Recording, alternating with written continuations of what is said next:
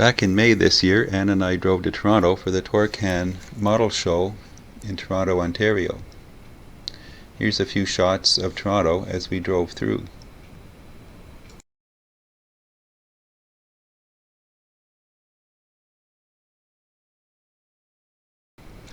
We had a really good trip. The weather was nice and we didn't have any traffic problems. It seemed like any time there was a traffic problem, it was on the opposite side, going the other way. Here's a bit of trivia. As far as I know, Toronto is the only city in North America that has a 14-lane highway running through the middle of it.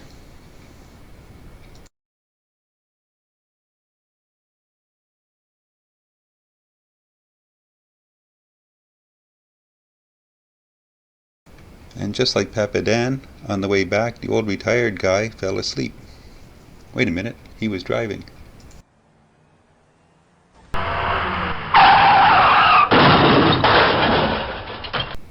Just kidding, we had a great trip home and everyone arrived safe and sound. As soon as we entered the show, we met our old friend Peter from the Lazy-Eyed Modelers channel. To be honest, I was going to this show mostly for the vendors room. I heard there was going to be lots of vendors and I was looking for some specific older car kits.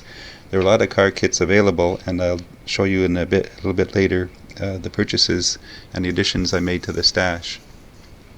Unfortunately, I spent about 3.5 hours in the vendor room and I didn't get to the showroom until after they opened after lunch, and I didn't have much time there. I'll do a separate video to show the models on display. We also met a friend who was there with a group from IPMS Ottawa.